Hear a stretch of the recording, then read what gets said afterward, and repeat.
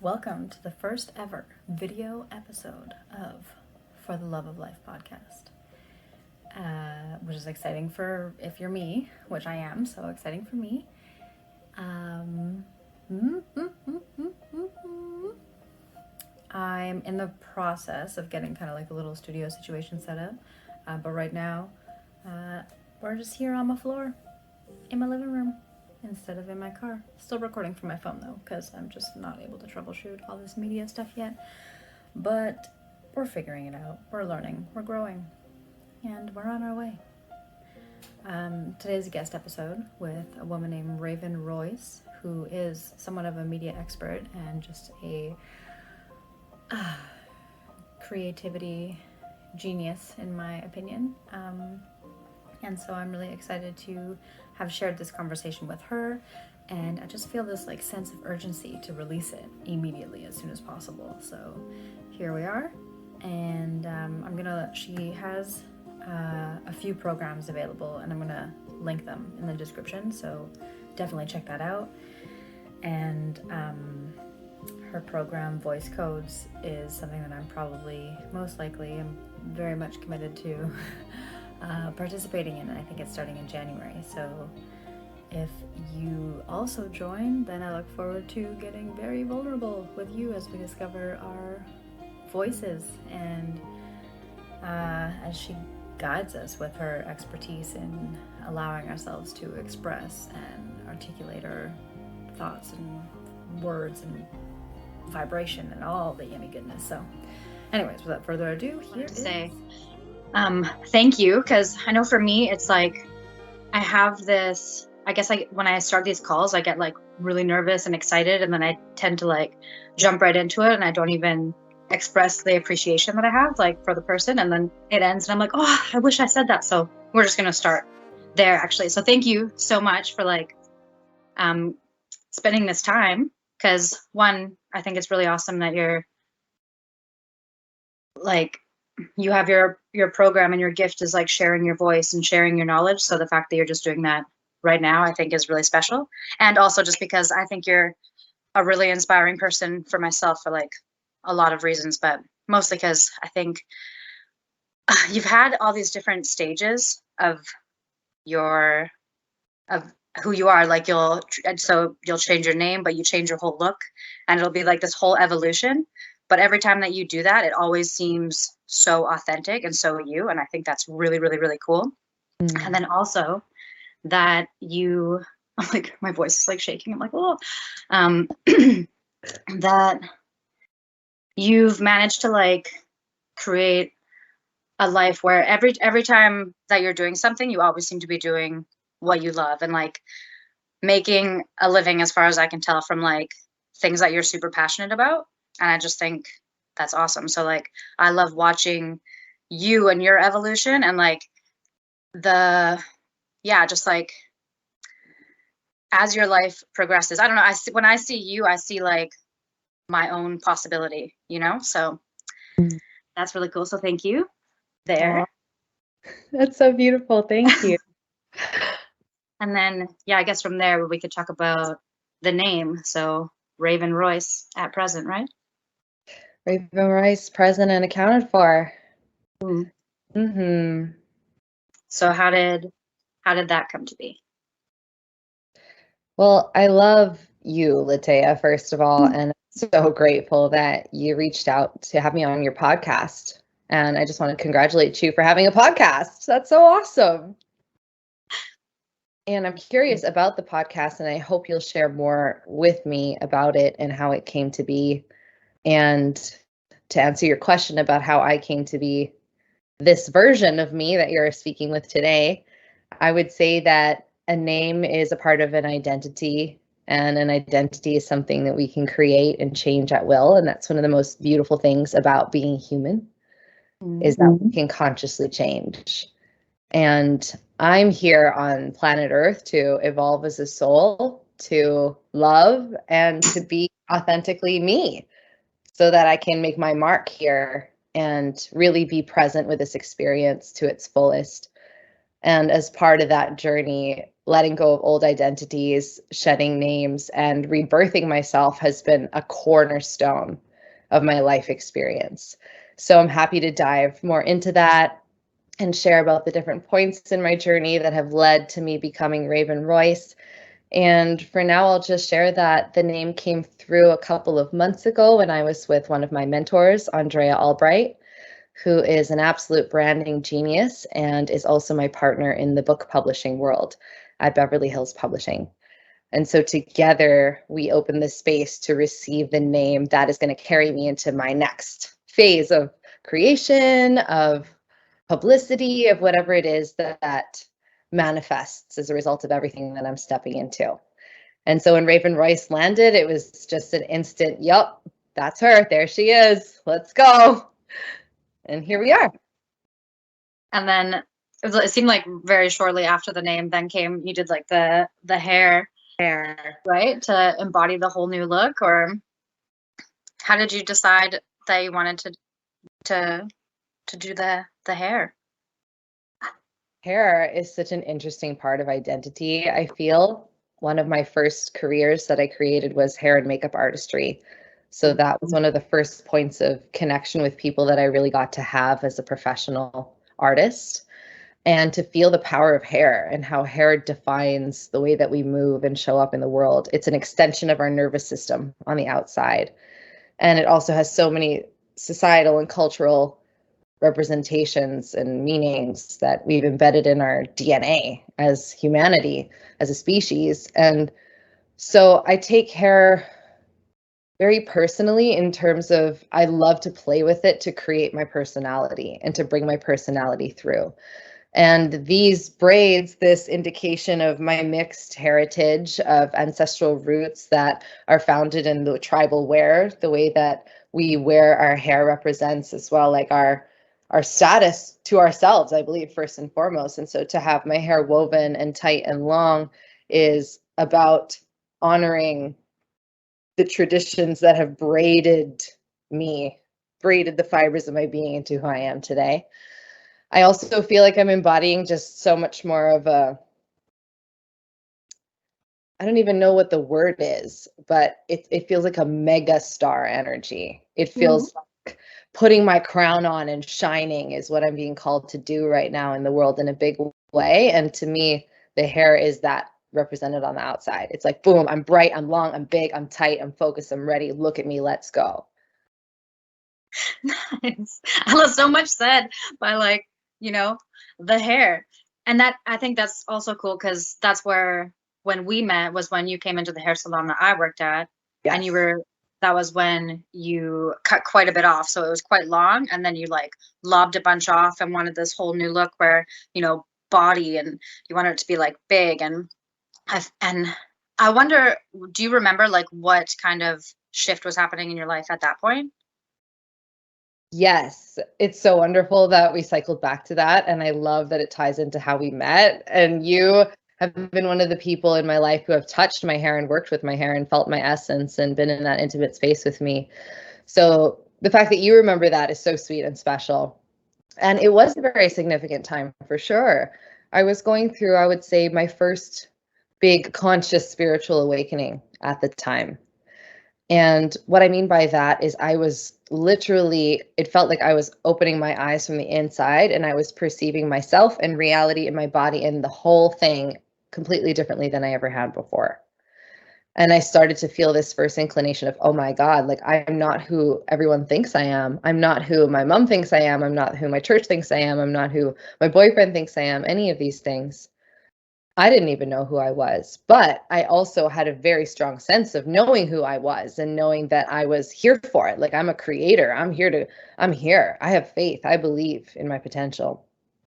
And so at that time, I was receiving my name Raven for the first time. So I had long hair. I was very traditionally femme presenting. My name is Jessica by birth. It's a beautiful name and I still use it. It's my name. And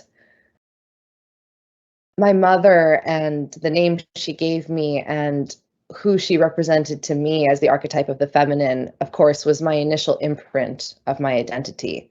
Your mother in my situation, my mother gave me a name, and this is my baby girl, and this is, her growing into a lady. And I grew into that feminine identity very naturally myself too. At the same time, I was always torn with this feeling of there's more to me. And so as I was exploring that, I received the name Raven in a drum ceremony in a guided meditation, which I can share more about.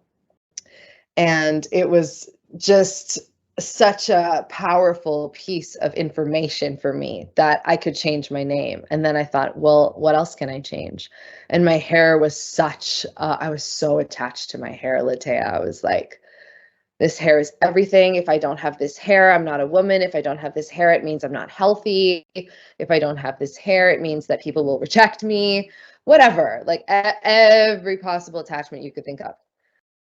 And I like to go to those edges, and I felt the call to jump off that one and to take the scissors and to cut my hair. And it was a ceremony. It was a process of standing in my bathroom mirror and slowly cutting side by side and starting to feel more and more excited the more that I would cut, and starting to feel like, whoa, like I haven't died, like I'm still here, like it's okay. The world hasn't ended.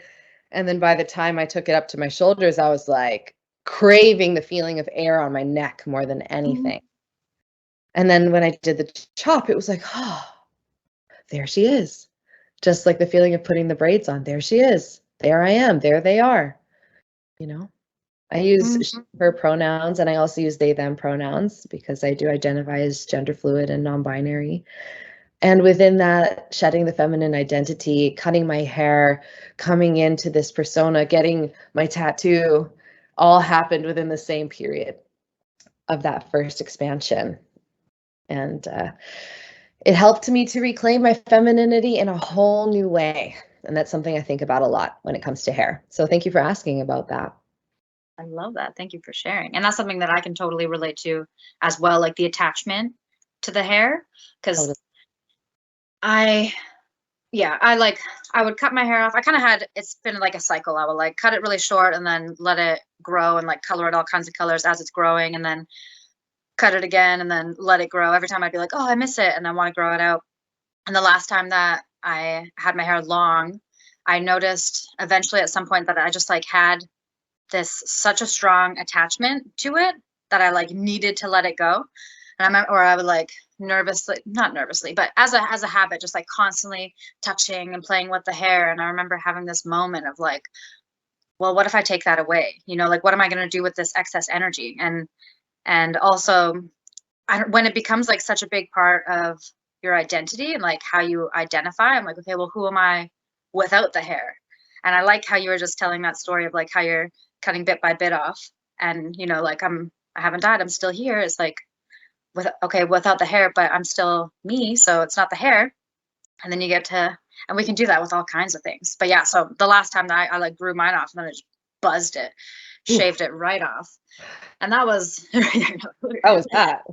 Yeah, it was it was awesome. It like so liberating, it felt like I was like taking off a mask almost, because that was kind of one of the things that's always been a strong feature of mine, was like, because my hair will be like, when it's thick and it's blonde, and people will say like, oh, you have such beautiful hair, and it's like, yeah, so it's great that I have, but then I like attached to the hair, so wanted to, I don't know, let it go and take the mask off. And it was good for a while, but then I miss it, because it's that now.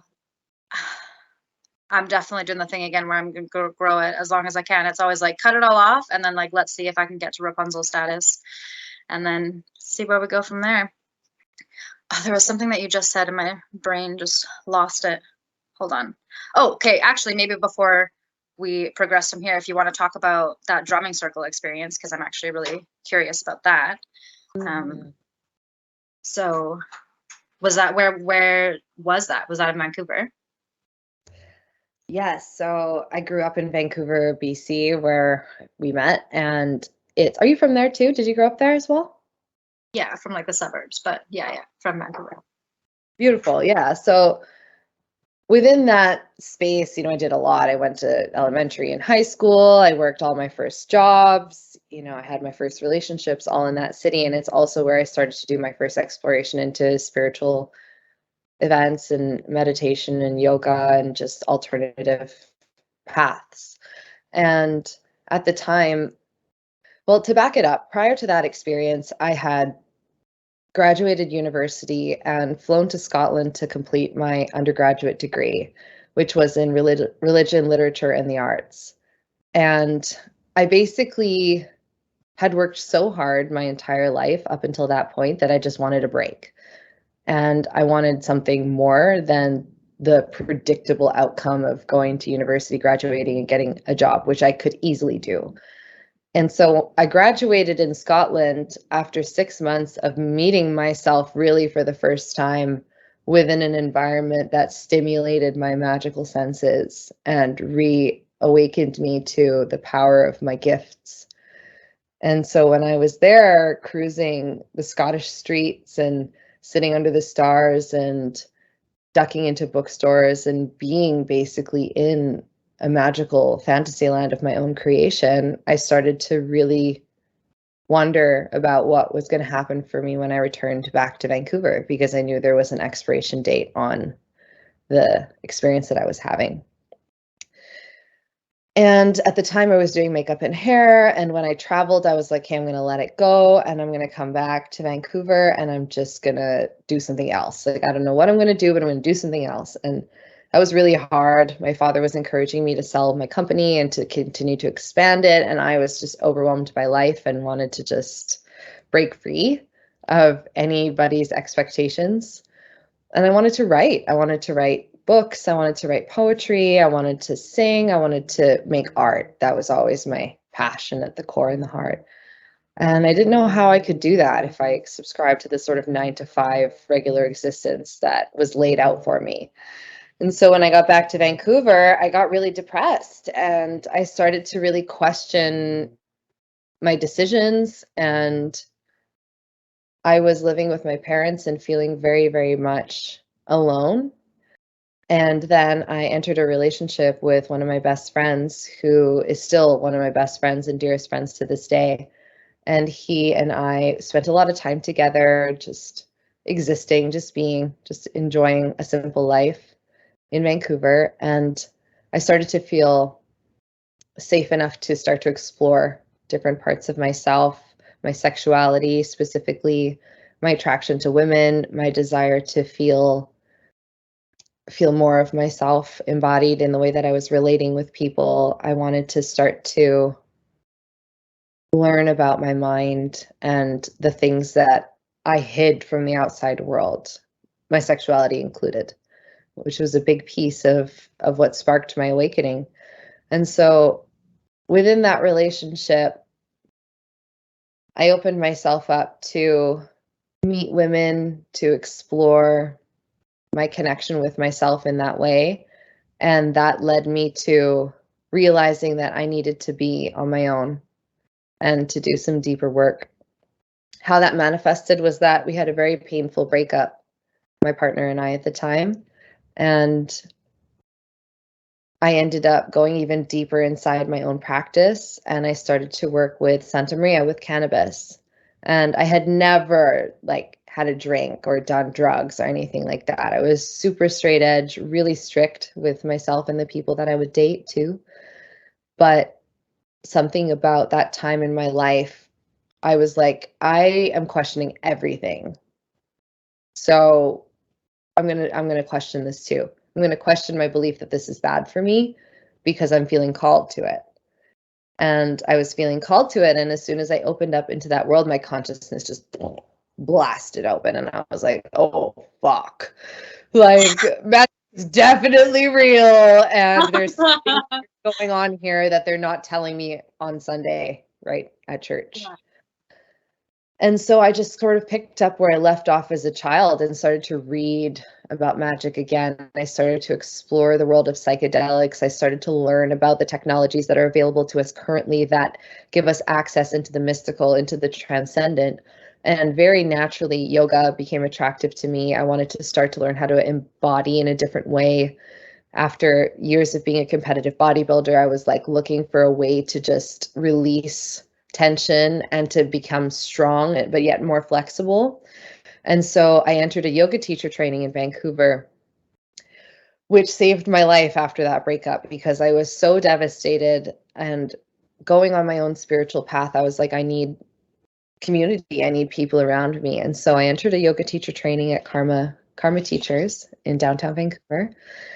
And it was profound. It was like far beyond a yoga teacher training. It was deep heart coherence, trauma work, psychology, like embodiment, breath, everything. And within that 40-day training is when I started to explore more of what was available in Vancouver. And I found this person, Teresa Campbell, who is a shaman in Vancouver and specifically a full spectrum doula. So somebody who helps folks through transitions in life. And Teresa is also queer and represents the queer community. And so I felt very drawn to her energy, to their energy. And they had a full moon drumming, like shamanic drumming ceremony event at a yoga studio that I was attending at the time, the Dharma Temple.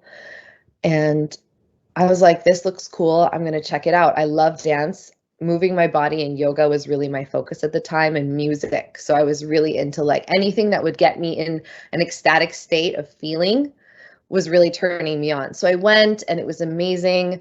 She guided us through some breathing exercises and yoga flow, and then dropped us into a trance state with the drum and her voice and invited us into a visionary state. And so, no drugs involved here, just simply the guidance of the rhythm and the beat, just like our ancestors have done for billions and billions of years, transmitting stories and knowledge with sound. And I felt her penetrate my consciousness and went on this journey into a beautiful, secluded forest, shrouded in mist, walking along a path, feeling the call of the wind, and deep into a space where there's a waterfall. And then Teresa guided us into the vision to meet a figure who is a grandmother archetype. And so in my vision, this person appeared with silver hair and a hood and a staff and very traditionally mystical and witchy. And Teresa invited us to imagine grandmother coming towards us, welcoming us towards her and feeling her presence. And then Teresa said, and then she gives you a name. Okay. So in that moment, I'm like, whatever, all things aside, I'll just try it out. And I'm not attached to things being real or not real or whatever it is. So I wasn't attached to anything happening. But she says, grandmother gives you a name. And right away, this being says Raven. And I'm like, okay, cool. He closes up the vision, we bid goodbye to grandmother, this and this and that. I open my eyes. I'm in the yoga studio. There's, 15 odd other people around me. We've all had a completely different experience. We close up the practice and everyone goes on their merry way. So for all intents and purposes, it was a very neutral experience. It wasn't particularly fireworks going off or anything like that. But the way that the word Raven landed in my body and how real it felt for me didn't leave me after that. And so I started to just pay attention to that seed, to that frequency. It felt like a seed was planted inside me. And that seed to this day has unfurled as my whole entire essence and being and how I embody on this planet. And if it wasn't for that willingness to go into the unknown and to explore things that other people are skeptical or even scared of, I would never have received the gift of the name Raven, which I've chosen to embody as an identity that's helping me express my medicine in the world. And that's the purpose of the name. It's not because I don't like my name. It's because I'm called to embody something really specific on this earth. And I get to create whatever that looks like. And this is a chance for all of us to remember that we can do that. That's what I hope this story inspires. When do you use the name Raven like just in your professional life, or do people like in your close circle and stuff call you that as well? Or do you usually go by Jessica and like with your family and your friends? Or is it just like whatever. You pick. Call me whatever resonates in that moment.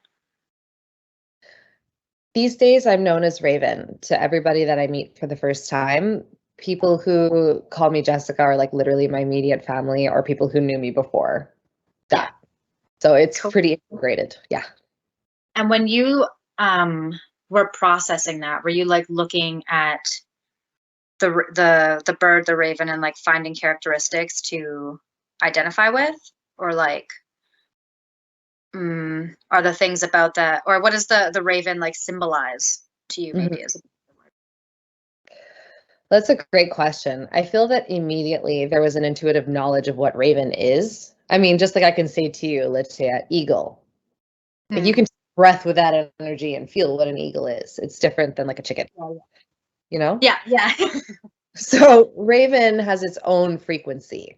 And right away, to me, it was mystery, magic, darkness, taboo, the underworld. And it also deeply represented the Pacific Northwest and the unceded Coast Salish territories, which we know as Vancouver and British Columbia, the land that my parents brought me to and raised me on. And so there was this really beautiful for me synergy of an instinctual knowledge and download of the Raven frequency, coupled with a natural desire to want to learn more about it through the mythology of the indigenous peoples of the Pacific Northwest. Nice. Yeah. I love that. Mm-hmm. I'm curious. Oh, actually, you know what I'm curious about is you obviously like your gift is how would you describe it? Is it like expression? If you were to use like one or two words, like to describe what it is that is like wants to be called from you, or like, yeah. Mm-hmm. That's a really good question. The words that came through for me were direct transmission, channeling, and embodiment. Okay. Yeah. Channeling. So channeling would be any form of creation, right? Because it can be. It's just, my understanding of channeling would just be when we're allowing ourselves to like let whatever wants to come through, and that can be in so many, or expressed like through so many different mediums, and I don't know, I guess for myself, like I have like this really strong call to express and to create, but I struggle with like the block of like letting myself, or like allowing myself to do things like that, like to dance or to sing or to like take up space in those kind of ways. So I guess I'm wondering if like that's ever been something that you've experienced, or if you've always just been like very comfortable like allowing yourself to, to dance and to move. And have you always felt that like innate sense of freedom, or is that something that you had to like cultivate and work to have? Mm-hmm. That's such a great question. It's definitely been a cultivation and a practice, for sure. I feel like I was born with the passion to express myself, and I believe we all are. There's Yeah. nothing in my story I think is particularly unique or special, except for the fact that my gift is in words. And my gift is in communication and in the taking of something that's very amorphous and abstract and then crystallizing it into something, making it into form. So to me, the direct transmission is like I can sit with you and we can just drum and tone and blah, blah, blah, blah, blah. And then I could download your essence from that and build you a website. I just have that gift. So the ability to hear what's unheard and see what's unseen and then bring that through into physical reality for me is creative expression and channeling. So I agree with you that it can take many forms and have many different mediums. The thing about feeling free to do that and feeling fully expressed to do that is that I feel like it wavers all the time. Like there's always an edge. Sometimes I'm like super expressive and I feel so confident and authentic. And sometimes I'm like, oh, I can't even like move right now. I don't even know what freedom feels like in my body. And so that's why we have practices and tools. And I'm forever, forever studying the mediums that I'm called to because I'm always a beginner. And there's always more ways to feel free in that. Cool. Yeah, great question. When you did hair and makeup, did you study like makeup artistry, or was it like self-taught and you just freelanced? And I'm just like always, I marvel at like how you're able to create like, I don't know. I love how, okay, so things like, so you were a makeup artist and a hairstylist, and then you got into yoga, and you're a writer, you're a singer. Have you danced professionally? Is that a thing on your list, or like, but like you're an artist, and I think it's really cool how, as far as I can tell, like all the things that you do like seem like very I don't know, like is like feminine energy being expressed, but you use like that like masculine energy to have that hustle to like create an income or a business out of these kind of things. And I'm just wondering about like, is that a conscious thing where like you channel different energies towards particular actions or outcomes, or is it, I don't know, like I'm just like so curious about how I admire it so much, how you make a business out of like things that are out of all your art in like all these different ways. That Right. And I'm curious about I guess because you've like followed through with so many different things. And I think that's really great, because sometimes I'll be like, okay, well, I wanted to become a makeup artist. And then I was like, okay, well, how do you do that? And then I just thought, oh, you go to makeup school. And then I was like, makeup school is $30,000. I was like, okay, well, that's impossible. So what's next? And then hairstylist. So like went to hair school and then got a job working as a hairstylist. But then when I feel like I have to focus all my energy on doing this one thing, as soon as I feel like it's like this one thing for too long of a period of time, I'm like, I can't do it, because I have all these so many different ways that I want to like express my creativity. And so when I look at you in your life and I see how like you followed through with all of those things, and then I don't know if you like let it go completely, or do you like still dabble with like, makeup artistry and with yoga and with the other things that you've done, but you're, Mm. because now you're focused on voice, right? And on singing. And so, yeah, I'm just curious about how do you decide which thing you're going to pursue at any given time? I guess I want to know about like I feel like you're really tuned in to your inner guidance, and maybe if you could like share in like what that looks or feels like to you, and like how do you tap into like the direction that you want to go in at any given moment. Mm. Such a juicy topic. I could go on about this all day. All Right. day. Wow. You've given us so much to chew on. I'm so grateful. So grateful to have the opportunity to share about my journey with doing what I love and building my lifestyle around my passions, because that's ultimately what it is. It's that I refuse to live a life that is not built around my passions. Yes. There's a straight up line that I just drew for myself when I was like 17, and I was like, fuck that. Nope.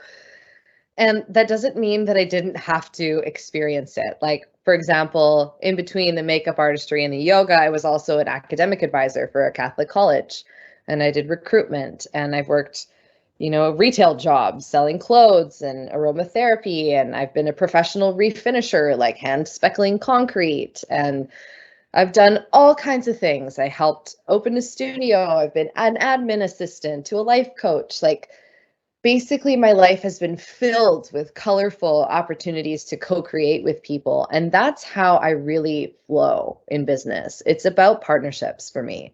It's about relationships. It's about who am I collaborating with to elevate my mission and to elevate their mission. So the larger play for me in anything that I do is about building a lifestyle that's founded on a network of really symbiotic, mutually beneficial relationships where I know that I can always serve these people with my gifts, and that these people can always serve me, whether it's with opportunities, whether it's with money, whether it's with more connections. And so that's really the field in which I play when I think about all of the possible opportunities that are out here for me to explore. Because that's what I see. I see as a creator, like you can create literally anything you want. So if you want to create a business, you can do that. If you want to create an experience where you're working for somebody else, you can do that. You can create anything. And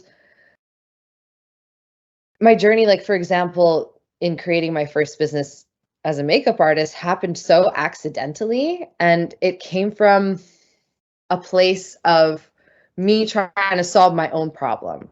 So I'll cycle back and I'll touch on a couple of points. I believe that all good business is founded on providing solutions for people. And to do well in business, you have to be a solution focused person. If you're focused on finding solutions for people based on your true center of knowledge and what you have to offer, like you'll always have business. You will always have money, you will always have opportunities. So I see myself as somebody who has like a lot of tools in my toolkit and ways that I can serve and bless people with beauty, with healing, with business advice, with creative graphic design, with whatever it is that I have. And all of those skills that I have are my passions. Like those are skills that I've cultivated from a desire to just be doing those things. You know, I started doing graphic design for fun because I wanted to do that for myself. I paint and I draw and I create designs that people tattoo on their bodies and all this other whole world of visual art because I love to do that. I don't do it all the time, but when it comes up for me and it's like, oh, I want to paint, I follow that. And I notice that if I don't follow those impulses when they come, I get sad.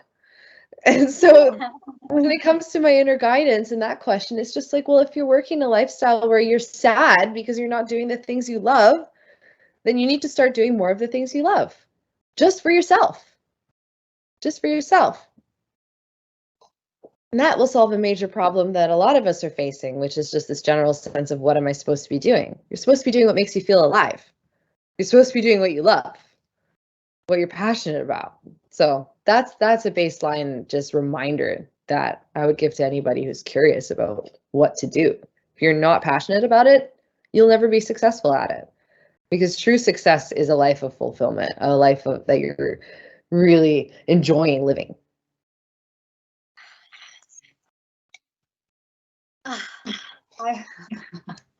This is so funny. I just maybe 2 weeks ago just started like a house cleaning job because I was like, oh well, it'll be like an easy way. I like cleaning. I can get into like a flow cleaning and like Totally. and just convinced and I love cleaning my own house and stuff. So I thought this would be a good job. I'll be good at it and I can listen to podcasts while I work. It'll be easy peasy.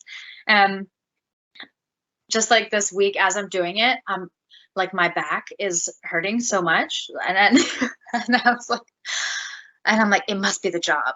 And then, but it's, I know, I know that it's, I don't know. I really value my time, I guess. And it's really important to me, like how you said, like there's this line of like, I need to be doing what I love. And, as we're doing this job, I'm like, this is not me like sharing my gifts. And I just don't feel like I'm, this isn't utilizing my abilities of like what I feel like my purpose is, to be doing this job. And yesterday I was working and my back was just like hurting so much. And I was like, okay, I need to quit. I need to like give my notice immediately and be like, I can't do this. Like, it's physically just like, I come home and I'm like, I need some wine or something. I just need to do something naughty because I just feel so, so stressed. And then I was listening to a podcast today and one of the things that the guy said, he said, pain is the body asking you to choose different. And when he said that, it was just like went through my whole body. I was like, totally. And what was especially funny was that after I gave my notice yesterday, I went to work today, like, and knowing that I was going to be free from this thing, that I'm on my way out, like my back didn't even hurt, it was just like my body was like, you don't want to do that. Yeah, it relaxed. It was like, okay, it actually doesn't, it's not that bad knowing that you're not doing this for much longer, and I just thought, I love how much the body communicates with us like that.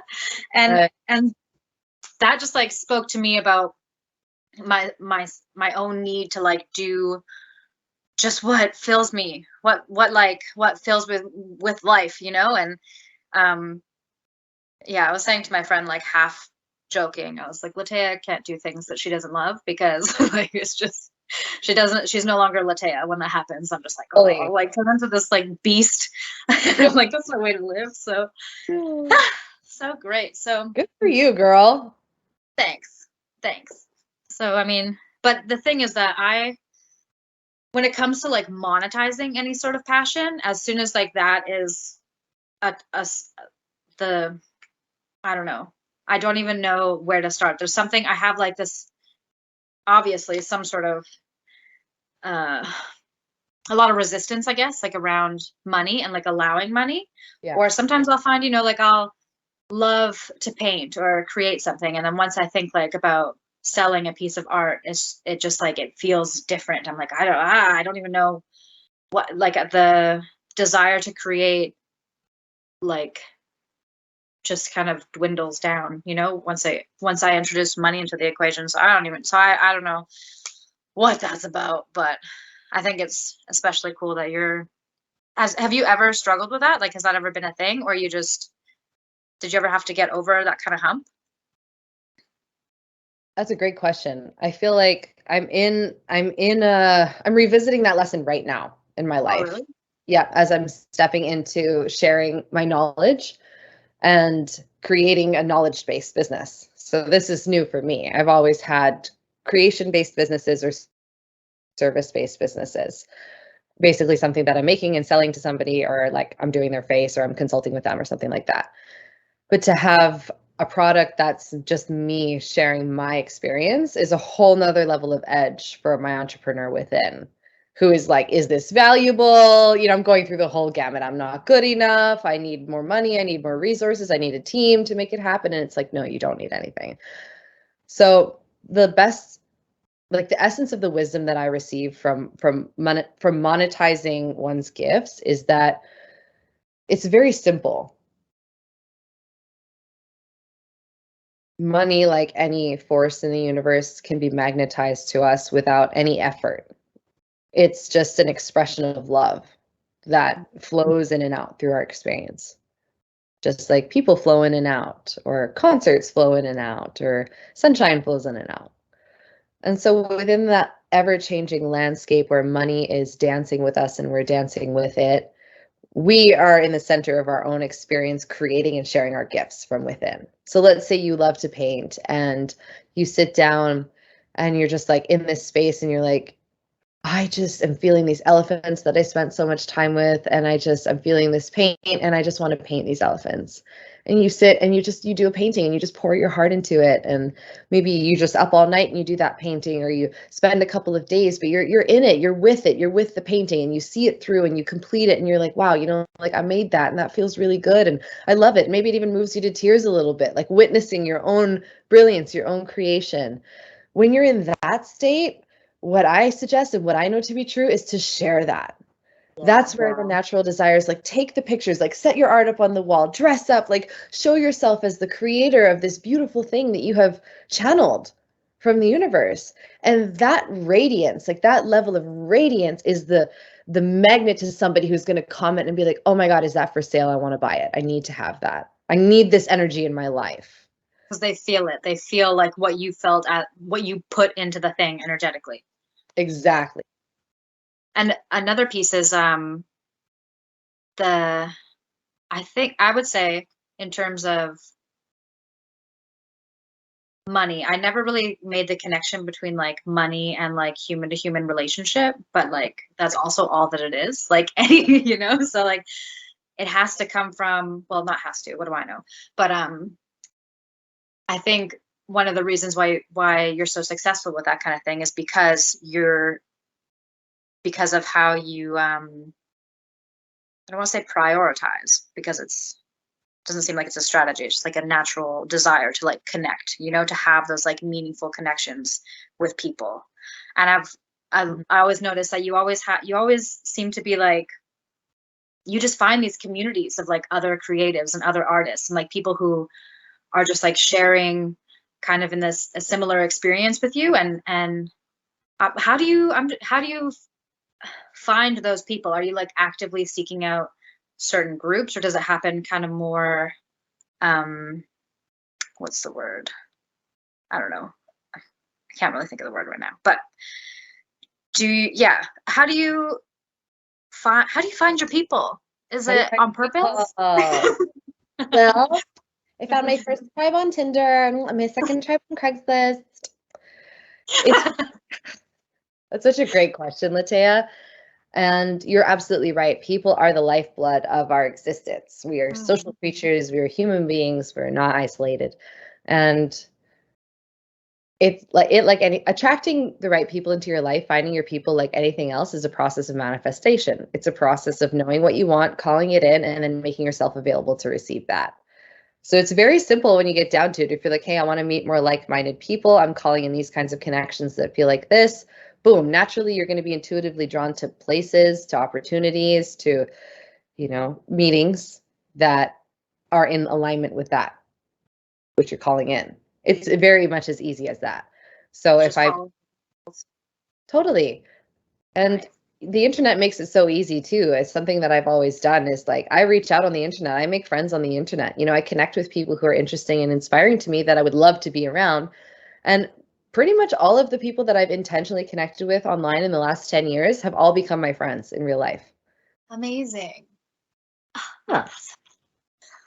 They're all right there. If you feel who your people are, like just live as if they're your people. Reach out to them and you will be led to people who are like them, if not them exactly. That's amazing. I love that.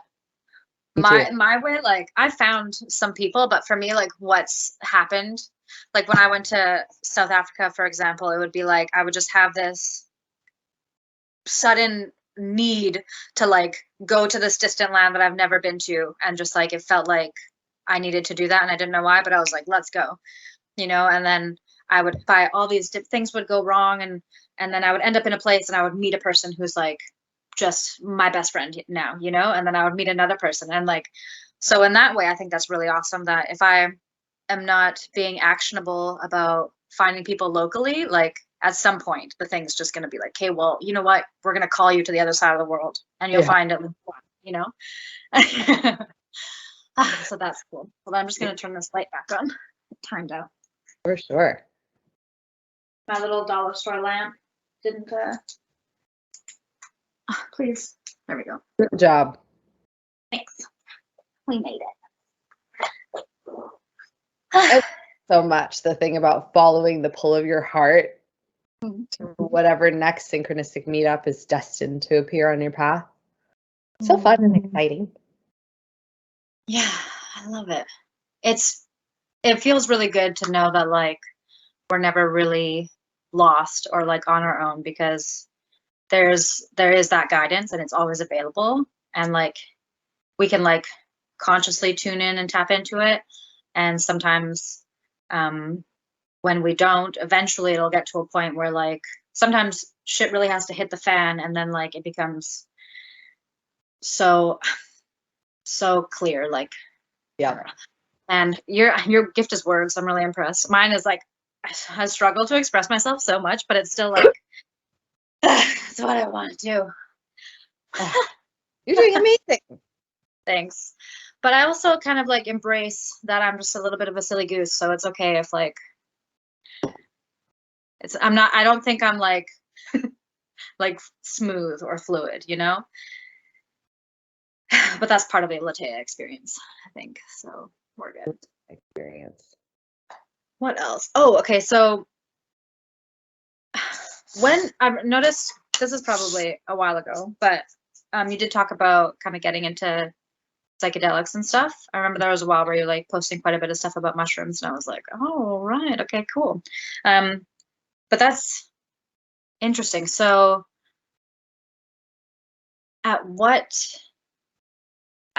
point did you, or how did you decide that you were, so first you started with cannabis, right? That was like, and did you always like experience like plant medicines in a ceremonial kind of setting, or would you sometimes just like buy some weed and smoke it and have your own experience and like, or has it always been kind of like in a group setting or in like a more, what would be the word? Like a I don't form, know. like a formal. Yeah. Yeah. Yeah. Yeah, it's been a combination. I mean, when I first started journeying with plants and plant medicines, I explored on my own at first, or with, like the first time I ever smoked cannabis, I was with a trusted friend who incidentally I met on the other side of the world and we were synchronistically guided to, and she happened to be the first person to open me up to that world. Right? Because I was ready and I was like, I'm calling it in. I don't know how it's going to happen. And when it did, I had a very safe and nurturing, feminine experience with it, which I'm so grateful for.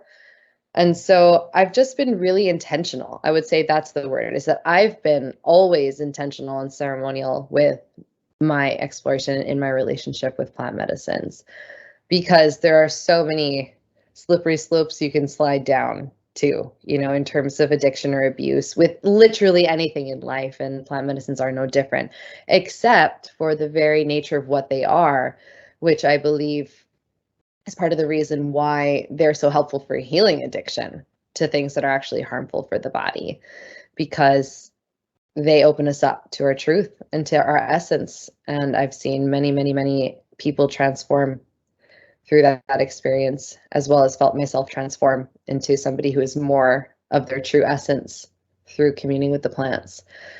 And so I've done quite a bit of ceremonial work, and I've also done quite a bit of work on my own, work and play. Have you ever journeyed with ayahuasca? Yes. Yeah. Oh my gosh. Do you want to talk about that at all? Or like what kind of shift happened with that experience? Because I feel like that's something that you come out of a different version of the person that you were when you went in. Yeah. 100%. Well, I first met ayahuasca when I was already in a big, just like death experience in my life. I was just like questioning everything. I was really depressed, not knowing what I was doing with my purpose that whole period I was talking about before I received the name Raven and went into my awakening. So my first meeting with ayahuasca was actually like before that happened. And I don't even remember who introduced me to the people that were holding the ceremony or how I got the invitation. But I found myself on this very intense journey over to Vancouver Island and really confronted myself in that experience. So my initial introduction to the plant itself was really beautiful. It was in a sacred ceremonial setting, a small group in a beautiful cabin in the woods in an island off of the coast of the unceded Coast Salish territories. And I remember just being rocked to sleep like I was in a little egg. That's the best I could summarize my first experience with her.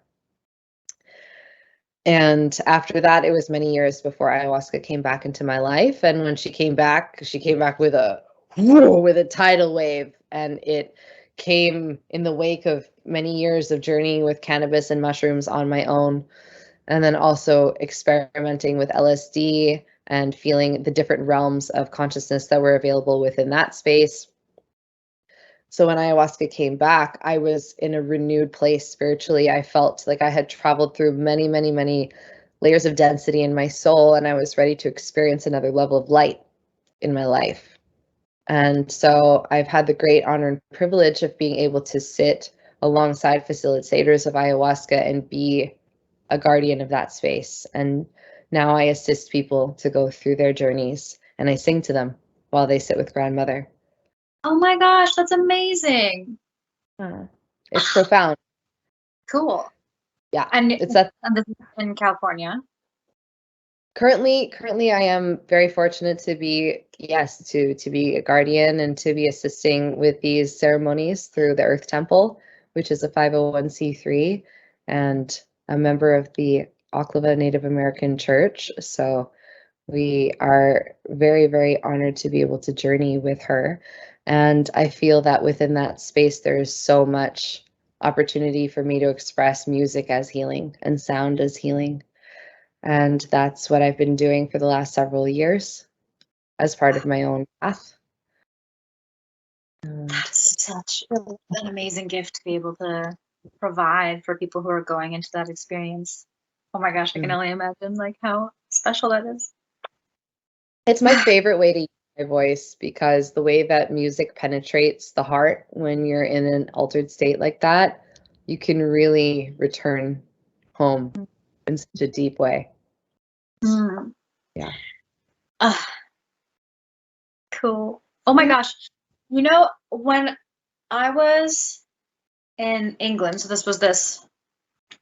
when was it? I guess not this past year, but the year before.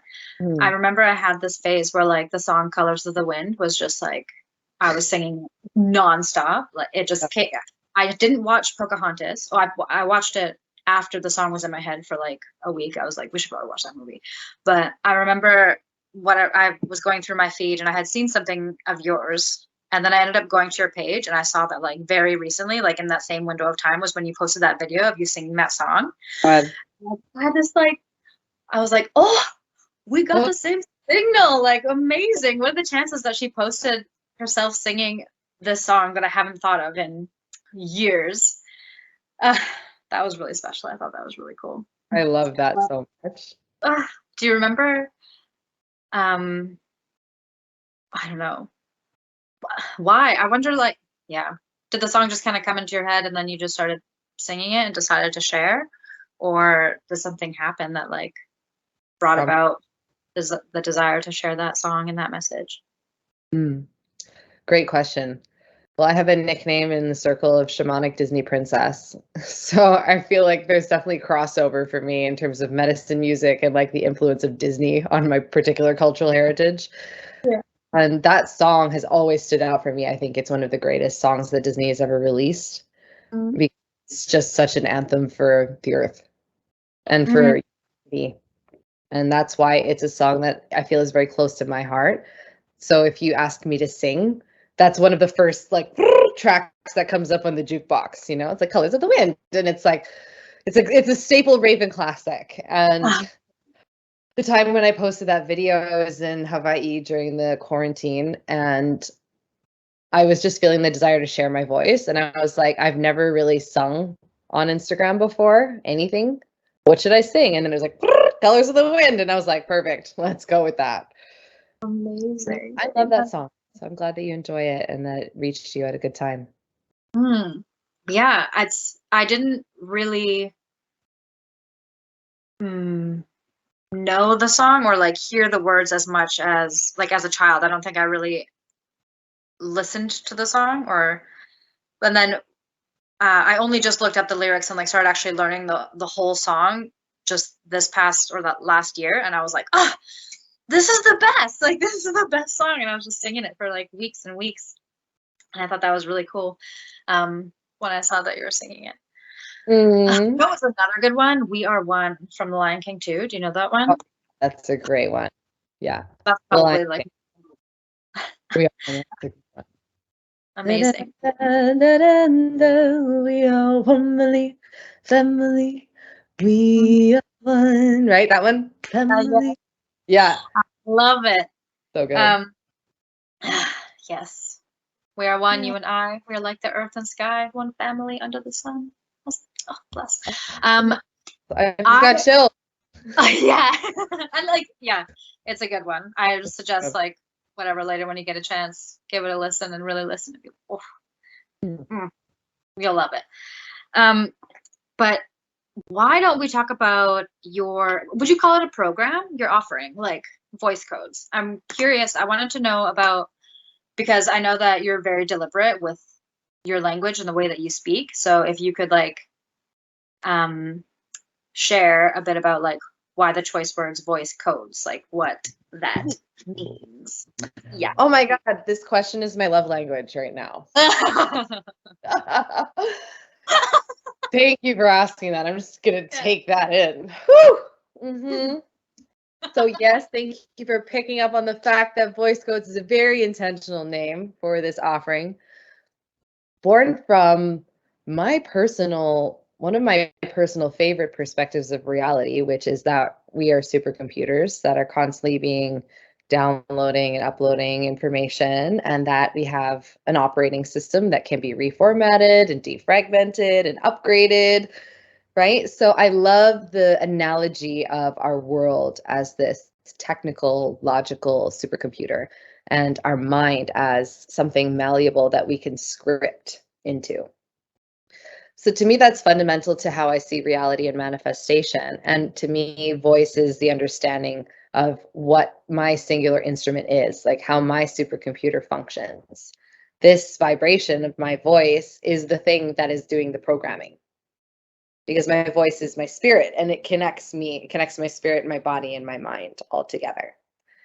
And so I'm just really turned on and juiced by all of the realms of metaphysics and science and magic that we can play with and explore within the world of coding, of encoding ourselves, of giving each other codes and frequencies, which are not necessarily limited to the words that we say, but to the energy that we're emitting. So voice codes is really about what is the transmission, what is the energetic transmission of your voice that you're emitting at any given moment. And how can we dial that in and refine that in the three main areas of voice, which are speaking, singing, and writing. Yeah, so that's a little bit about it. I can go more into it, but I think codes is also just like a hot term in at least my community right now. It's like, oh, womb codes, or like queen codes or king codes or nutrition codes. It's just anytime I feel like codes represents like a body of knowledge or like a pocket of energy that has wisdom in it. And it's just like, oh, codes, money codes, right? Codes. Money codes. Yeah. Code. So voice codes. So these are the codes that I'm dropping about voice and my perspective on it so that you can reprogram yourself into a more healthy, vibrant, fully expressed relationship with your voice. Huge. Yeah. That's amazing. And okay, so you already did one version. What do you call it? Like voice codes. What is it? Is it a program? What's your name for it? I know. I'm still exploring that. I've been calling it a group training. I've been calling it a training. I've been calling it a masterclass. I feel like this first version of it, I'm calling 1.0. So we're completing Voice Codes 1.0 on Monday. And then 2.0 is going to be launching for January. And so 2.0 is going to be registering all through December. And 2.0 is going to contain things I'm very excited about. One is a full library of evergreen content that you have forever, that you can study at any point during your life, anywhere in the world, at any point in your journey. So I'm basically just downloading everything that I have and putting it together as a library of juice for you to take in. And then simultaneously offering an upgrade, a software upgrade where you can take the course live with me over a 6-week period. 6 or 12 weeks. I haven't quite decided yet. And so there's going to be those two options for. And is it like once a week for the 6 or 12 weeks? Yeah, currently it's once a week. Mm-hmm. And what can people what can one expect to experience or to it's in a group. How big is the group usually, like for your group training at a time? Well, or do you do one? No, it's a group. Okay, got it. Yeah, currently it's launching as a group because there's just so much fire and power in the group energy. And 1.0, I have 11 people in it. I invited 7 and then people were like, can I join? Can I join? So I took a few more in. I would love to I'm open to, this is available to anybody. So it's really, I'm open to the upwards cap of 2.0. And I would love as many people to take it as possible because it's just going to be so juicy and good. And the way that everyone is receiving the code so far is just mind blowing. Everyone's crying on every call. It's so beautiful. Yeah. Those breakthroughs. Yeah, fully. Cool. Yeah. What does that feel like to be able to offer that kind of thing to people? Is it mostly women or do you have men and women and people of all kinds in your groups? What's interesting is that, this particular group had magnetized a group of women. I had several men reach out to me after asking for one-on-one or coaching or, that kind of a thing. So they're definitely, it's a mixed crowd. And I also run a song circle here in LA, and that's a regular community experience where we gather together and just sing for the joy of singing. And we've really built a thriving community of people of all different shapes and sizes and ages and gender expressions. And that's why I also like the term voice codes, because it's universal. And I'm huge on universal languaging, and because I want to include everybody. Mm-hmm. Yeah. Amazing. Yeah. Do you think would there be like a number that you would max out at and then if you had like too large of a group, do you think there would be a number where it would be like too noisy? Or and then would you if that happened, would you have a separate, would you do like 2 days a week or split it up? That's a great question. Yeah, that's awesome. I would definitely, I'm feeling between like 20 to 50 people could be really cool. I think that would be a nice size group, and I would be totally open to breaking it up into a couple of sessions a week if we had like an A and a B. Um, so it's whatever wants to happen. I'm really, really, really open. But from the response that I got from 1.0, I'm prepared for there to be no upwards cap and then just adjusting as we go. Yeah, So yeah. amazing. Yeah, because I'm Mhm. just imagining, not that I know, like, but people would probably like ask questions and stuff during the call. So I was just imagining like to keep it with some level of intimacy that you'd only be able to do so much at once.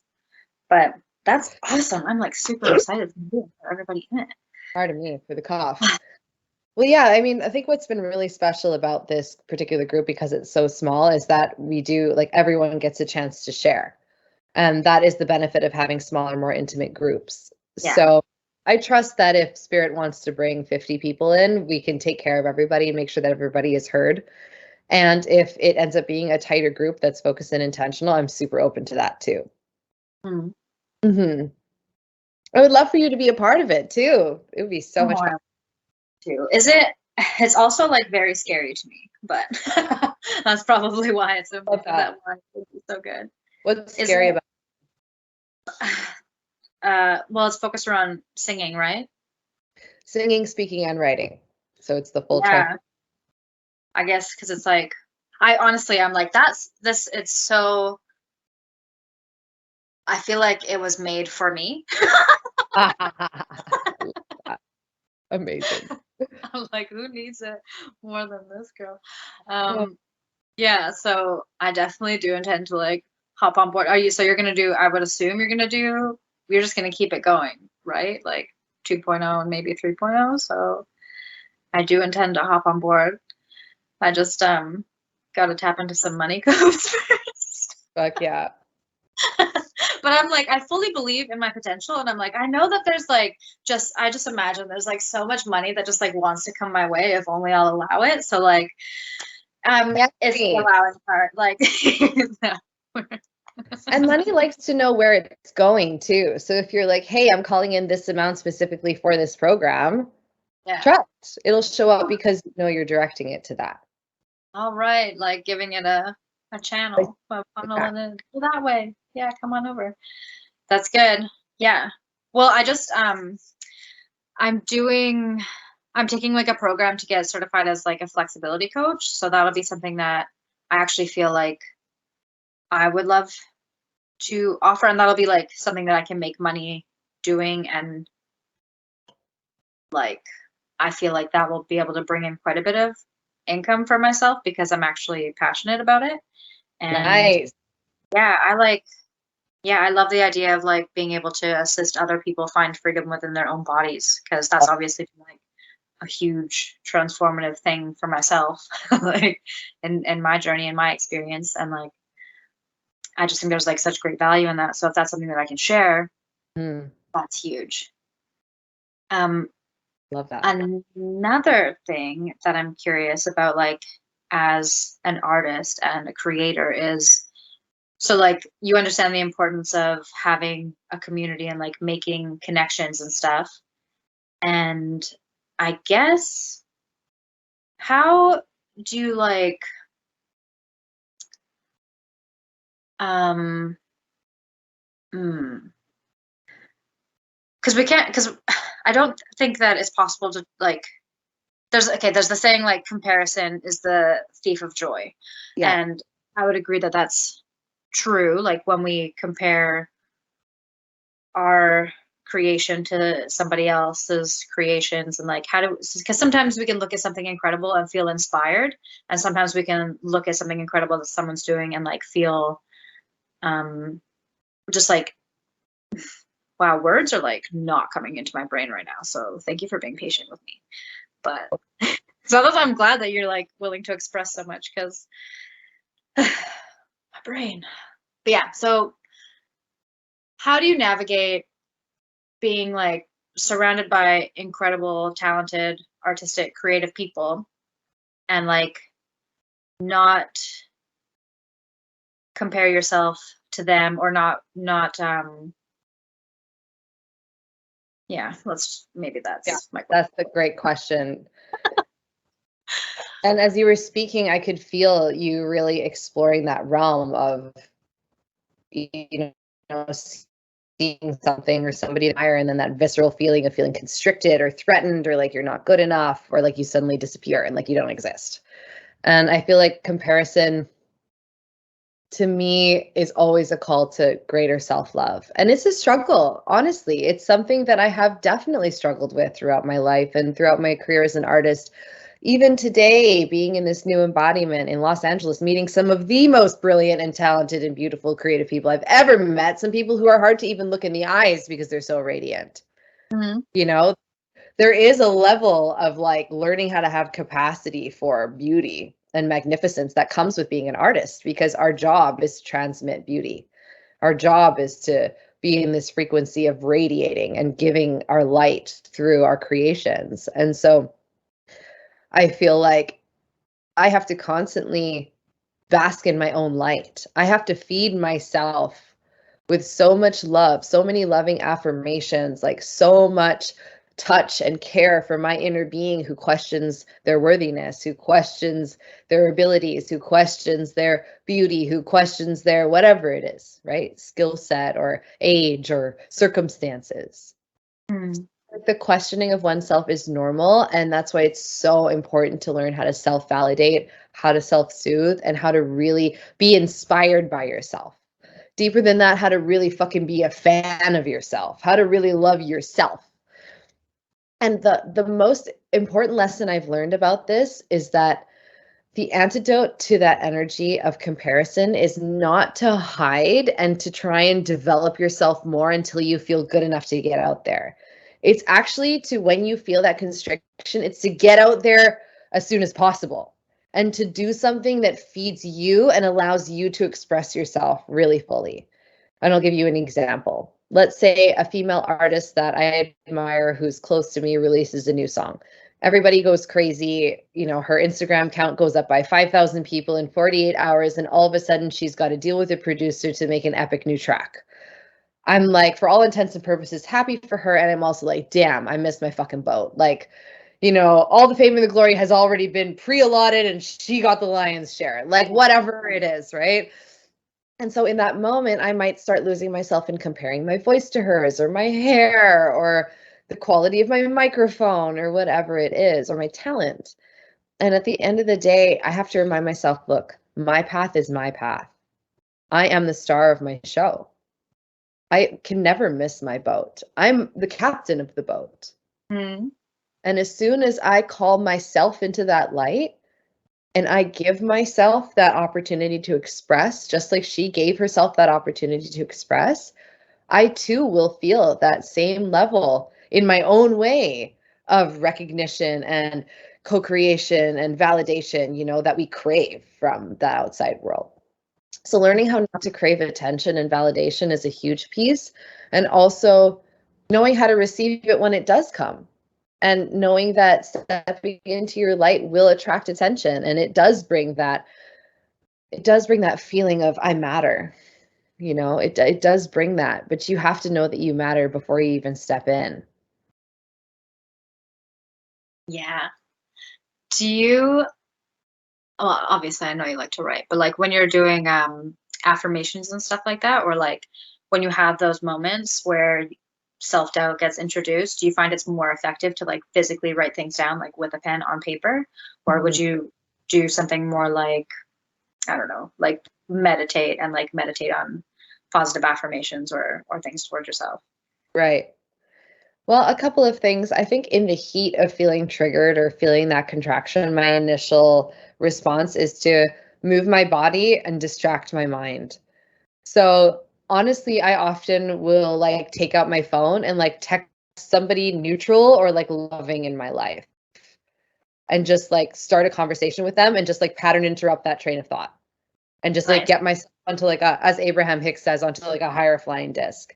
And because I am a social person and I thrive, you know, in healthy dialogue and connection with others, I have those people in my life where thank God I can just reach out and be like, hey, like, whoo, going through a moment. And, you know, more often than not, I get a text back and it's just this feeling of like, you know, I'm got by my network, which is again why having community is so fucking important, especially if you're, you know, an artist or an entrepreneur and you're on the come up and you're wanting to grow yourself. You have to be surrounded by people who are like committed to like growing with you. And then in terms of actually writing down affirmations, I do coaching. And so I find that a lot of the times when I'm coaching people, like I'll write out affirmations for them. And then those end up being the ones that I use and sit with in my practice. But I would say as a default, I'm more of a meditative, like I'll just feel or like vibrate affirmations internally before I write them down. And then while I'm in my writing practice, which can happen at any point in the day, not necessarily when I'm triggered, usually it's in more of a like after I've come down from the emotional high and like I've got my mental state right, then I can sit and wash out whatever's left and then reprogram from there. Nice. That's Yeah. cool. I was just as you were speaking, I was reminded of when your Instagram name was Raven Vibrations for a while. So I'm curious about like what kind of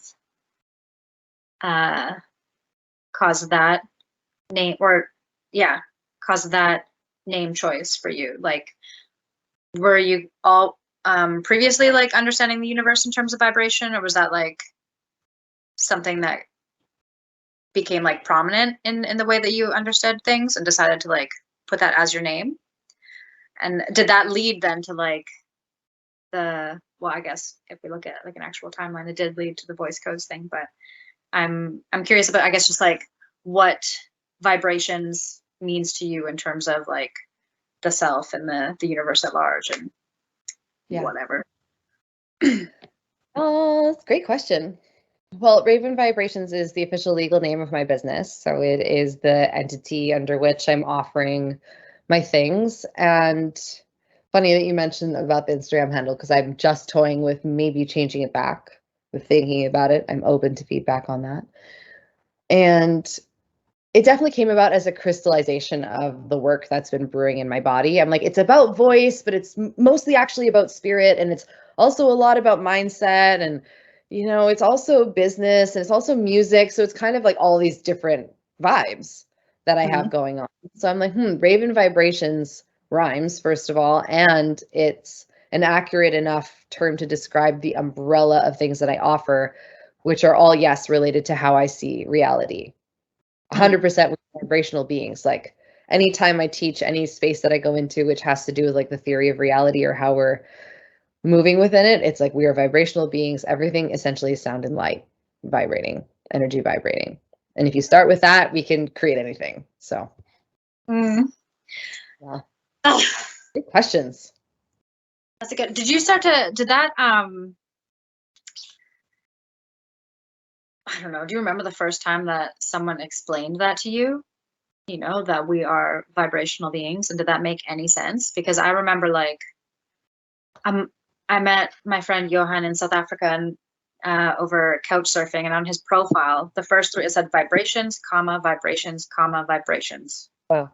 Dot, dot, dot. And I was like, I don't really know what that means yet, but I just like felt I was like, this is the person that I need to go stay with. And he's been like a tremendous like teacher and mentor and just like best friend of mine since then. And he really the first day that I met him, we went to like a costume party, which I didn't, it was like I showed up at his farm, I unpacked my stuff. He's like, by the way, we're going to a fancy dress party tonight. And so he gave me these like string lights and he's like, do something with this. I was like, okay.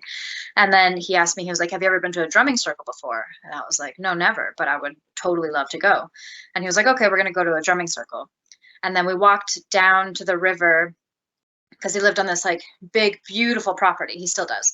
And there's a river down at the bottom. So we walked down to the river, and he was telling me about how over the course of his life, he was saying like, you know, he's been fortunate enough to like not really work a lot in his life. And he was telling me about like different manifestation trainings and things that he's done, and how he used to do fire walks. And he was explaining kind of how, yeah, he was explaining to me his understanding of the universe, like in terms of vibration, and how like thought is the precursor to like everything physical. You know, it's all about your intention. And he was teaching me about like the power of appreciation, and appreciation being like the highest vibration, and really like in order to get anything that you desire, it's like appreciate as much as possible and whatever. So anyways, we were like having this really great conversation, laughing lots, because he's also one of the funniest people I've ever met in my life. Just like constantly joke, because he understands the power of like laughing, you know, like constantly being in a state of just appreciation and joy. And then we went back to the house, and when we went to the drumming circle, because when he was telling me about the firewalks, I was like, I would love to do a firewalk. That sounds amazing. And we got to this drumming circle, and that night they were having a firewalk. And I was like, when's the last time? I was like, did you know they were doing this tonight? And he was like, no, I had no idea. He's like, I haven't seen a firewalk in like 15 years. I was like, what?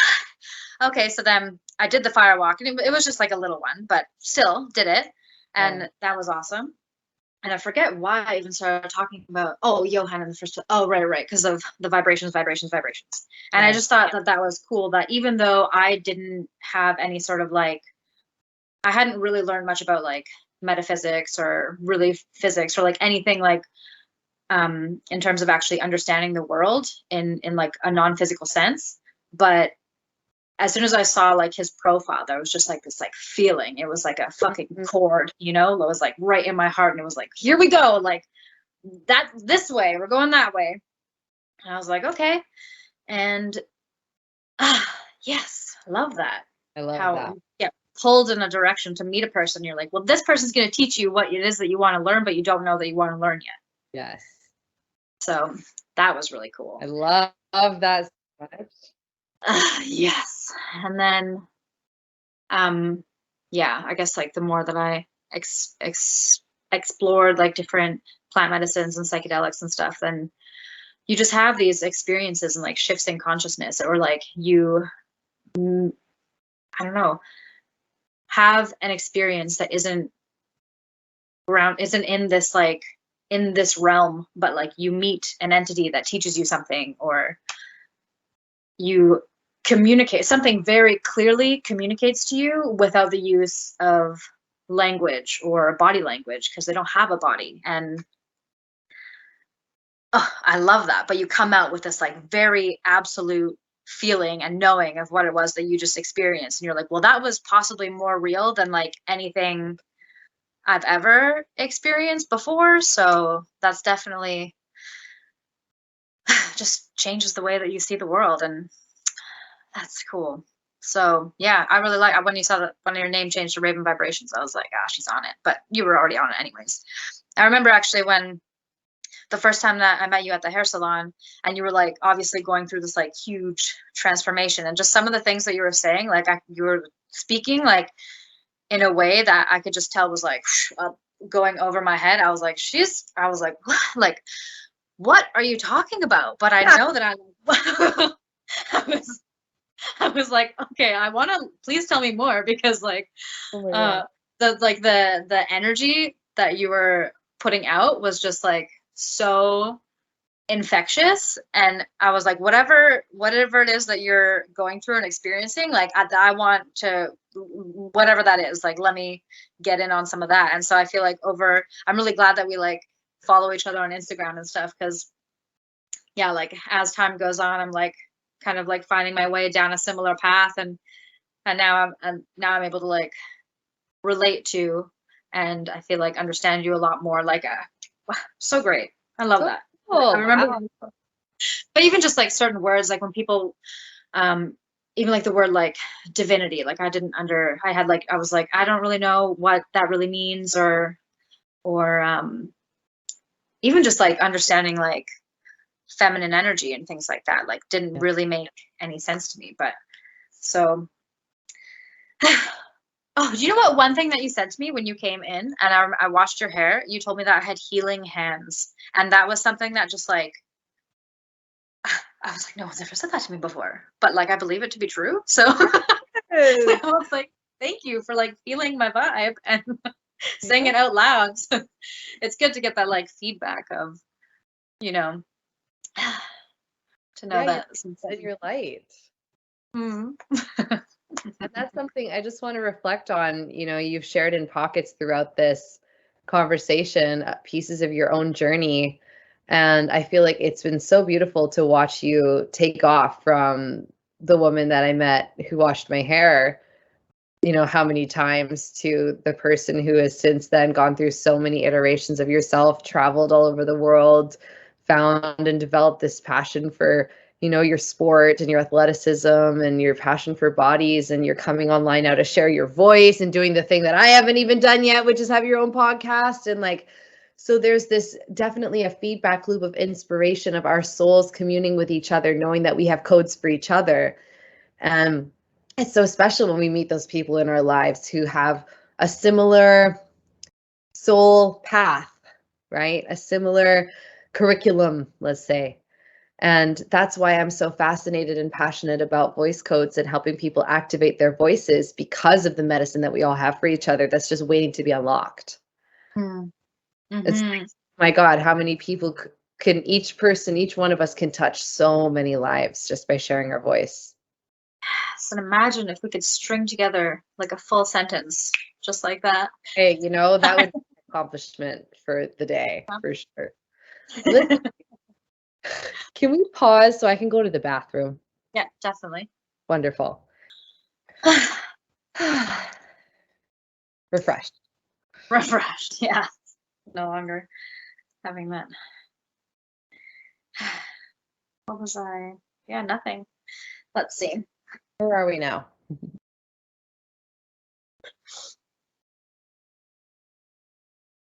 You strike me as the kind of person who has daily rituals. Is that accurate? What kind of, yeah. Tell me about them. Small rituals. Well, I have a journaling practice in the morning, and my day starts by getting up and usually filling my body with something light. So right now I'm taking like an Ayurvedic supplement in the morning on an empty stomach, and then hot water or tea. So I go in to just start opening and awakening my body with liquids. That's my first ritual of the day, and then writing. And then I usually clean, and cleaning is probably my most sacred ritual, actually. Tidying my space and organizing my house for the optimal creative flow for my day, because I believe that our environment really sets us up for success. And so I put a lot of energy and intention into curating my space so that it feels really warm and nourishing, so that I can really relax and do whatever inspires me in the moment. Nice. Yeah. Oh yeah, I wanted to ask you about like if you supplement or take vitamins. Well, right now I am definitely supplementing because I'm just getting over a little bit of a cold, some illness, and I love supplements. I love herbs, working with plants of all different kinds, from medicinal mushrooms, reishi, chaga, cordyceps, you name it, turkey's tail, to ashwagandha, maca, all these amazing exotic sounding herbs and fungi that support our nervous system and our immune system. So I'm a big fan of that. I love mixing them into warm elixirs like cacao. Cacao mushroom elixir can be so good. And I take tinctures too. So just different combinations of herbs, usually in liquid or powder form, that I just involve in my diet. Nice. Yeah. Have you had like mentors or teachers who like taught you about plant medicines and stuff, or has that happened mostly like just through your own research and stuff? Mm-hmm. I definitely called in a lot of people in my life who are really passionate about plants, and that's their like thing that they do. Most of the people who are close to me in my life are very, very passionate about plants. I am too, but in a different way. And I feel like I'm getting to learn about my passion for plants through these connections with others who really have their hands in the dirt and have been studying herbalism for many years. So my breadth of knowledge grows through experience, through based on like usually what does my body need right now? What am I evolving into? Are there plants that I can turn to assist with that? And so I've curated a very helpful Instagram feed as well of herbal witches who know what's up. And that's also a go-to place for me online to just learn about different remedies and alternative medicines. And what kind of like movements or exercise are you enjoying to do the most these days? Or is it always different? Yeah, that's a great question. A lot of lying down right now. A lot of lying down, walking. I love to walk. Just going for a walk, usually at the nighttime, is really good for me.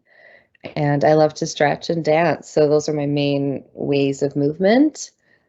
My body also loves to lift weights. Like I love to be in the gym and do more intense exercise. That just hasn't really been the flow as of late. Yeah, I didn't know that you did powerlifting at all. But that was you compete in powerlifting. Bodybuilding. So just to be, Bodybuilding, oh my gosh, I'm yeah, sorry. different sports. And I have some amazing powerlifting friends, and I would never go up against those guys. But but I do love powerlifting movements, heavy squats and deadlifts and chest press, the basic movements of powerlifting. I feel are just essential bodybuilding exercises that everybody can do. And bodybuilding was just like a huge random passion in my life that just happened, born of an insecurity of me feeling super body dysmorphic and having a lot of fucked up thoughts about how I looked. And in high school, like very, very much judging myself deeply for how I looked. When you got into it, it turned into something positive. Definitely, yeah.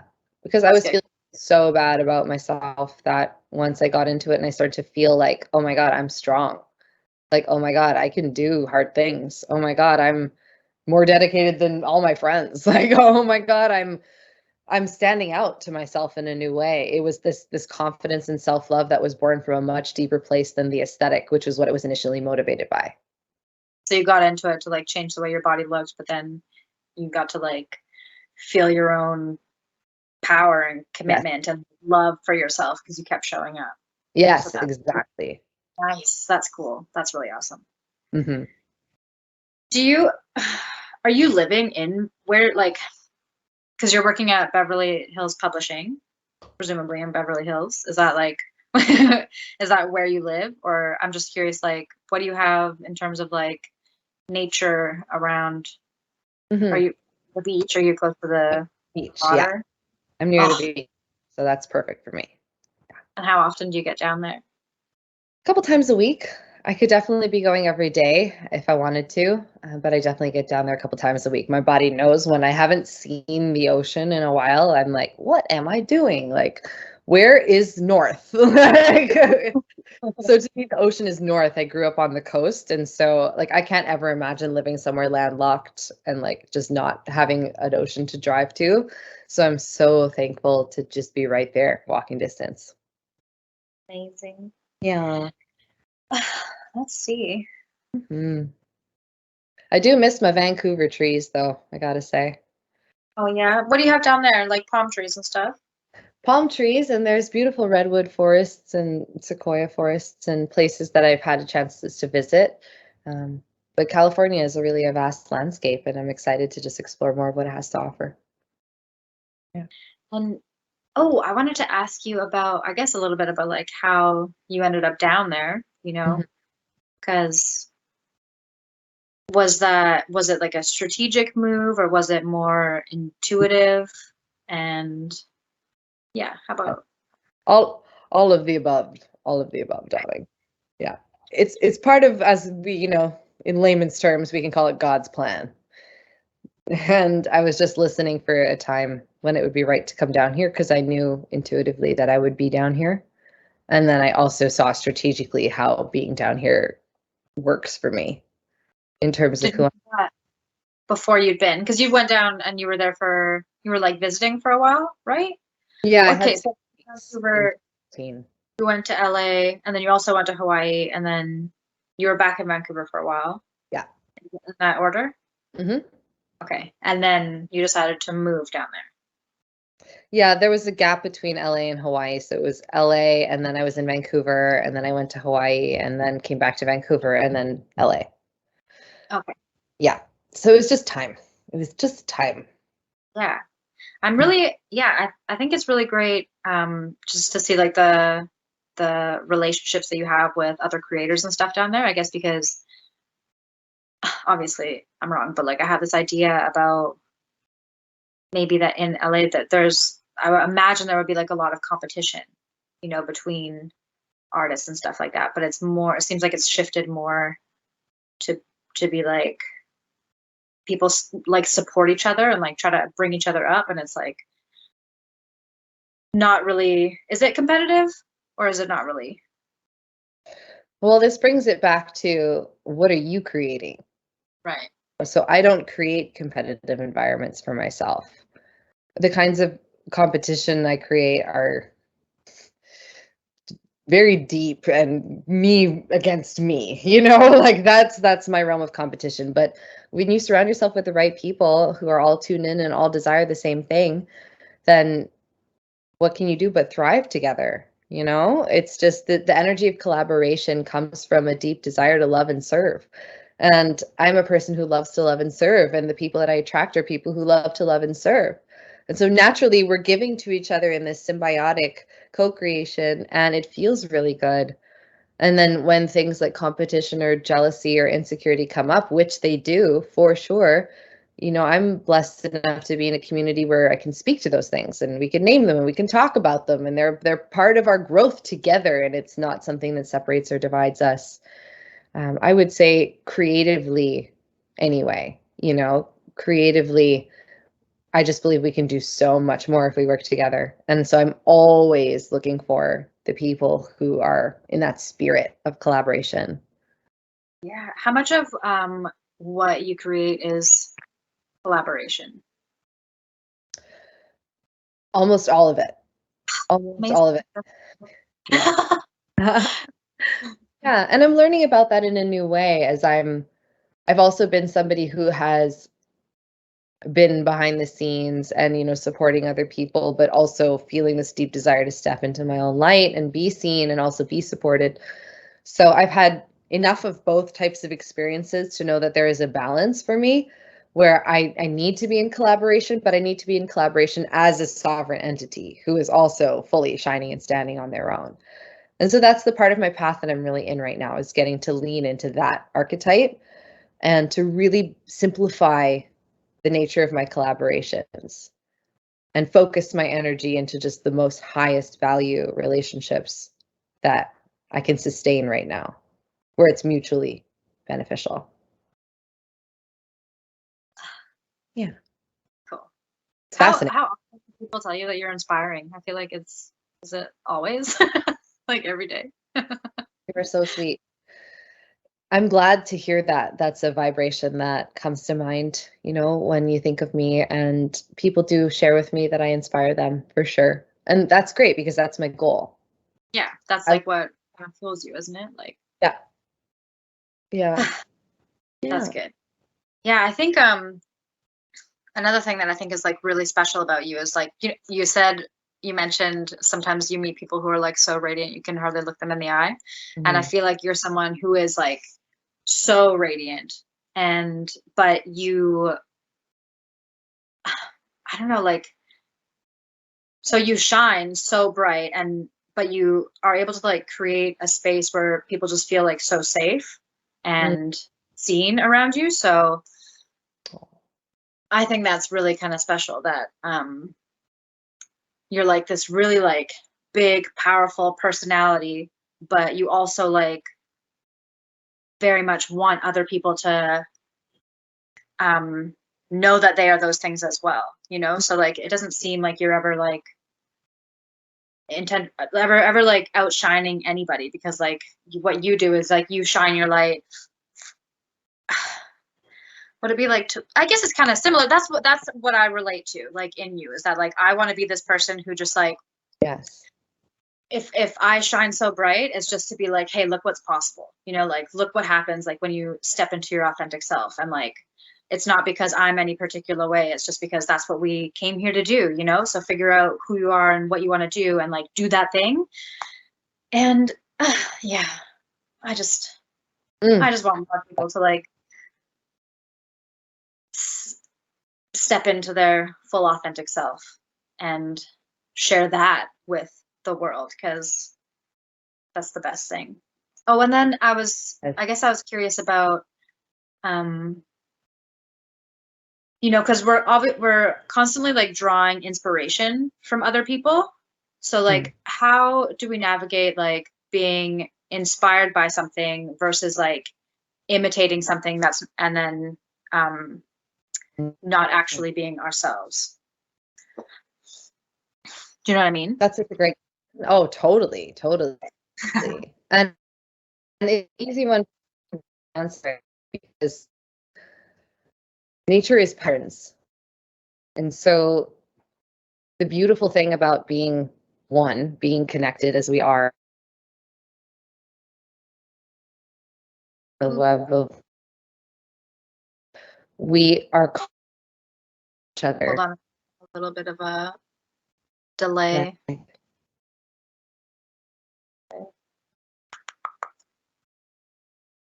Is it fine? Good. I think so. I think we're okay. Okay. All right. From the top. From the top. Also, I love how your pillows look like angel wings right now. Oh, yes. Nice. I like I how love earlier that. you We're were dressing something and you went like this, and I was like a raven. Anyways. It's all code. Mm-hmm. So I feel. So what was our question again? So you asked me about the line between being inspired by somebody and imitating them. Yeah. Yeah. So like, how do we? Because yeah, how do you like draw inspiration from somebody and um.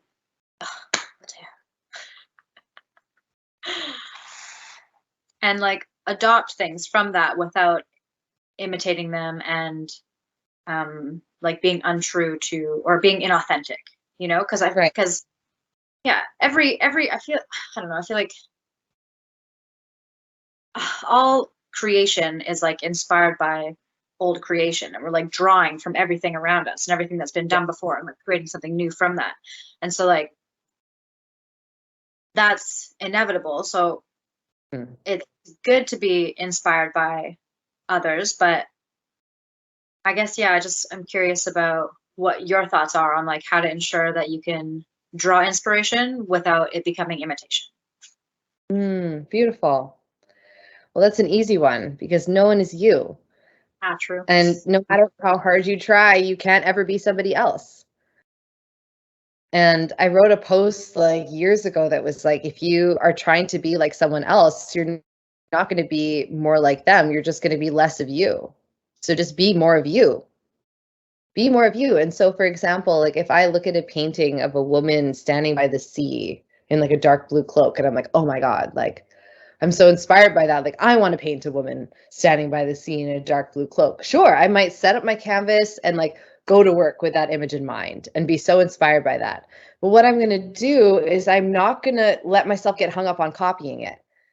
Because if my intention is to copy it, like for the sake of practicing my skills and seeing if I can recreate that, that's one thing. I'm intentionally using imitation to develop my skill. But if I'm inspired by that image and then I'm like, cool, I'm going to start with this idea and then I'm going to let Raven paint on this idea. Who knows? Maybe I paint a flaming dragon in the sky, or maybe her cloak becomes red, and maybe I add 3 other people in the scene. Like I can take that idea, use it, milk it, and then build upon it and let my own inner world come out. And I feel like that's how we actually work with the art of inspiration. And what I love about the word inspiration, it literally means to breathe in, like to be given the breath of, and breath, right? Breath is spirit. And so if your spirit comes alive from a piece of music or somebody's hairstyle or, you know, a YouTube video that you see, and you're moved, you're breathed into action in response to that, allow yourself to be taken by that inspiration, but don't stop there. Like, keep going beyond the point where it's imitation and move into your own realm of creation, and then see what masterpiece is born from that place. And I believe like that's how the most like cunning and powerful art is made. It's from intentionally using the art of imitation and then breathing inspiration through that into our own new manifestation of that same idea. It's magic. Great question. Nice. Okay. And then from there, what tips do you have, like in terms of getting over creative blocks, or like, or even not even getting over creative blocks, but like tapping into a creative flow? You know, like if you have a window of time, you're like, I want to create something in this time. Like, how do you get yourself into that state on purpose? Or is that something that you do, or is it just like either you're in it or you're not? That's such a great question. It so depends on the intention with which the creation is being born. So for me, I'm not currently someone who's like, okay, I'm going to journal from 10 to 11 and then paint from 3 to 4 and then do digital design from 6 to 7. I'm more so like, what am I inspired by right now? What's like hot on my trigger? Where do I want to go? What am I being called to? And then I create my lifestyle in such a way where I have the spaciousness to do those things. And whenever I don't have the spaciousness to do those things, life shifts to make sure that I'm doing those things. Like people will cancel or things will happen where I'm like, oh, I have this time. Oh, I guess that's the voice of my passion speaking. Like, hey, like time to play. And so being in the creative flow to me is a way of life. It's not just about being in one mode and then like rigorously having to reorient to another mode. It's saying from the inside, from the moment I wake up, I'm creating today. That's my priority. If I have to show up and scrub floors based on a prior agreement that I made with an old version of myself, I'm going to do that knowing that that doesn't actually take away from my energy to create. And this is a huge piece that I feel like people are like, oh, you know, they're so tired after their 9 to 5 or whatever it is that they don't give energy to their passions, but they don't realize that your passion gives you energy. Yeah. So you need to intentionally do that thing if you want to live a life of continued inspiration and to eventually elevate yourself out of those places where you're stuck in a lower vibration doing things you don't really want to be doing. You have to give yourself intentional time to be with your passions, because that time will give you the energy to make more time for that. Good stuff. Okay. I knew you'd have lots to say. Lots of good I'm stuff. so grateful for this opportunity, honestly. Thank you for your insightful questions and the place that they come from, which is rooted in your own desire to be your best self and be your most authentic self and to shine your light into the world. I feel you doing that. And thank you for broadcasting me and putting me on and highlighting the gifts I have to share. You know, that's a great service to humanity to put other people on. So I just bless you for that. Thank you for that. Thank you. Okay. I was listening to Tim Ferriss's podcast today, and he has like a few closing questions that he asks like every guest. And one of them is, if you could put like one thing on a billboard, like a sentence or a word, whatever kind of saying, like if you had one message, so you're going to put on the board for people to see, like what might it be?